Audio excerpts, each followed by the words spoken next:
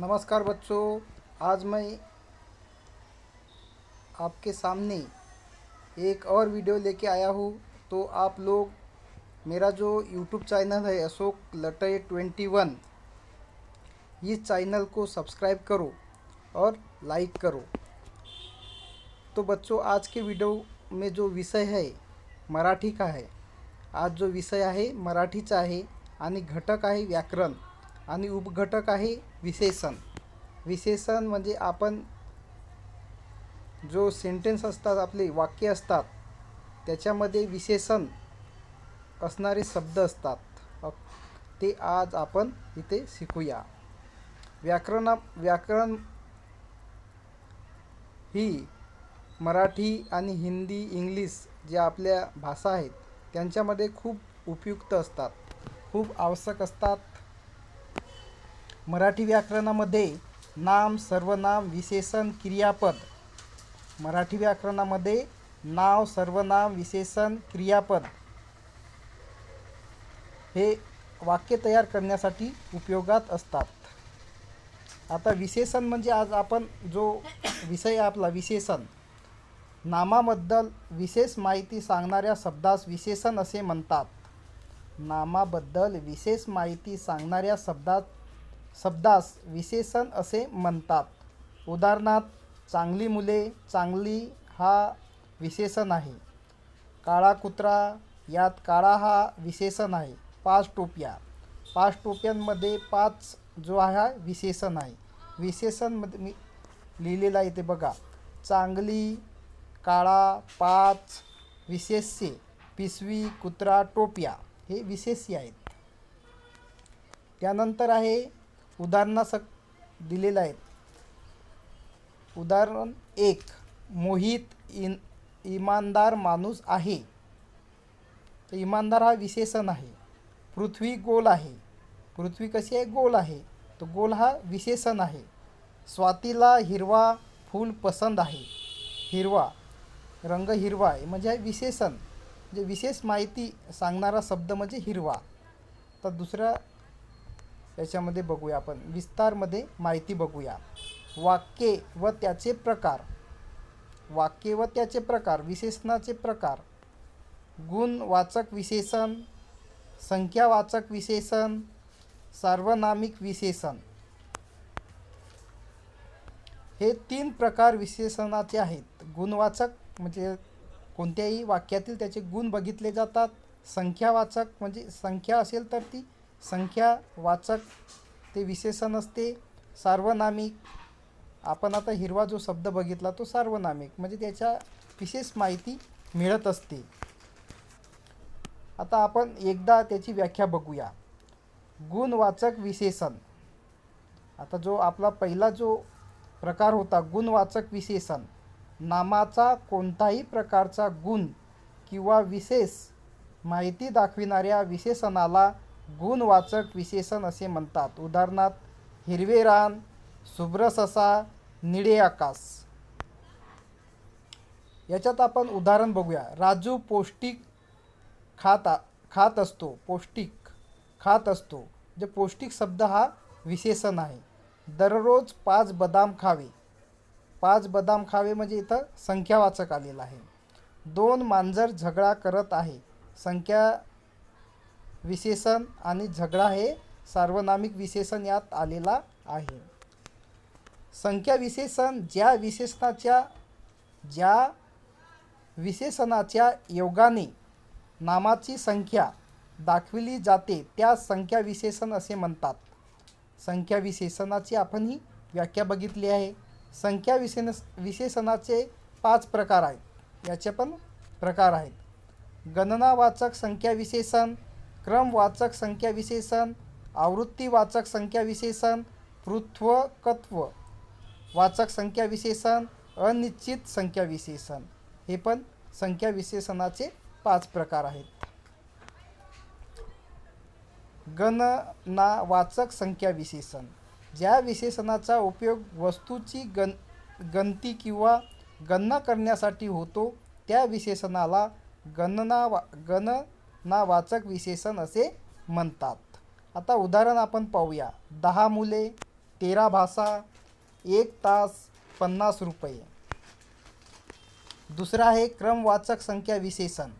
वाक्यामधील जे विशेषण वस्तूचा क्रम दर्शविते त्या विशेषणाला क्रमवाचक विशेषण असे म्हणतात. उदाहरणार्थ पहिलं दुकान, 7वा बंगला, 5वे वर्ष असे आपण उदाहरण बघू शकतो. त्याला क्रमवाचक संख्या विशेषण असे म्हणतात. आवृत्तीवाचक संख्या विशेषण. वाक्यामधील जे विशेषण संख्येची किती वेळा आवृत्ती झाली ते दर्शविते त्यास आवृत्तीवाचक विशेषण असे म्हणतात. उदाहरणार्थ तिप्पट मुले, दुप्पट रस्ता, दुहेरी रस्ता असे आपण जे शब्द उच्चारतो त्याला आवृत्तीवाचक संख्या विशेषण असे म्हणतात. तर चौथा प्रकार पृथक्त्ववाचक संख्या विशेषण. जी विशेषणे पृथक्त्व म्हणजे वेगळा बोध करून देतात त्यांना पृथक्त्ववाचक संख्या विशेषण असे म्हणतात. त्याची उदाहरण आहे मुलींनी 5-5चा गट करा, प्रत्येकाने 4-4 प्रश्न सोडवा असे आपण वर्गात किंवा इकडे तिकडे बोलत असतो. पाचवा जो प्रकार आहे अनिश्चित संख्या विशेषण. ज्या विशेषणाद्वारे नामाची निश्चित संख्या व्यक्त होत नाही अशा विशेषणाला अनिश्चित संख्या विशेषण असे म्हणतात. काही मुले, इतर मुले आपण बोलतो की नाही त्या प्रकारे हे असते. आता अनिश्चित संख्या विशेषणाचे इकडे मी दुसरा स्क्रीनमध्ये पण दिलेला आहे. ज्या विशेषणाद्वारे नामाची निश्चित संख्या व्यक्त होत नाही अशा विशेषणाला अनिश्चित संख्या विशेषण असे म्हणतात. उदाहरणार्थ काही मुले, थोडी जागा, भरपूर पाणी असे आपण आपल्या आचरणामध्ये बोलत असतो. सार्वनामिक विशेषण. सार्वनामिक विशेषण सर्वनामापासून बनलेल्या विशेषणांना सार्वनामिक विशेषण असे म्हणतात. उदाहरणार्थ हे झाड, ती मुलगी, तो पक्षी याच्यात आपण हे सर्वनाम वापरत असतो. मी, तू, तो, हा, जो, कोण, काय ही सर्वनामे अशा वेळी नेहमीच मूळ स्वरूपात न येता सर्वनामास विभक्तीची प्रत्यय लावून त्याच्या रूपात पुढीलप्रमाणे बदल होतो. हे सर्वनामे आहेत.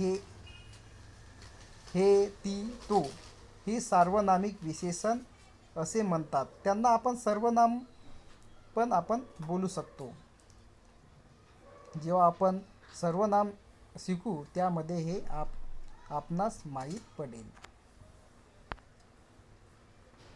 आता इथं उदाहरण दिलेलं आहे. इस जंगलात सिंह राहतो. या जंगलात सिंह राहतो हे 2 जात आहेत. तू साड्या प्रेस करून घे. तू ही पुस्तक मला पाहिजे हे पण सर्वनामामध्ये विशेषण म्हणजे सार्वनामिक विशेषण आहेत.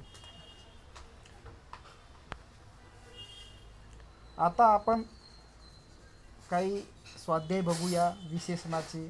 रिया हुशार मुलगी आहे. याच्यात हुशार शब्द जो आहे तो विशेषण आहे. रोहनने सुंदर चित्र काढले. सुंदर हा शब्द विशेषण आहे. समुद्रात प्रचंड लाटा उसळतात. प्रचंड हा विशेषण आहे. रामरावांनी भव्य वाडा बांधला. भव्य हा विशेषण आहे. मुंगी हा बलाढ्य प्राणी आहे. मुंगी हा बलाढ्य प्राणी आहे. बलाढ्य हा शब्द विशेष माहिती देतो. रिद्धीचा धावण्याच्या स्पर्धेत प्रथम क्रमांक आला. प्रथम हा विशेषण आहे. पुढील वाक्यातील आपण कोणते कोणते विशेषण बघितला? हुशार, सुंदर, प्रचंड, भव्य, बलाढ्य, प्रथम हे शब्द अनुक्रमे रिया, रोहन, समुद्र, रामराव, मुंगी, रिद्धी या नामांबद्दल विशेष माहिती सांगतात. नामांबद्दल विशेष माहिती सांगणाऱ्या शब्दास विशेषण असे आपण संबोधतो म्हणतोय. तर हे तुम्हाला विशेषणाचे प्रकार मी समजवलेले आहे. ते तुम्ही आपल्या नोटबुकमध्ये लिहून ते तुम्ही पाठांतर करू शकता. तर विद्यार्थी मित्रांनो, तुम्ही माझ्या चॅनल जो आहे अशोक लटये 21 ह्या चॅनलला सबस्क्राईब करा, लाईक करा.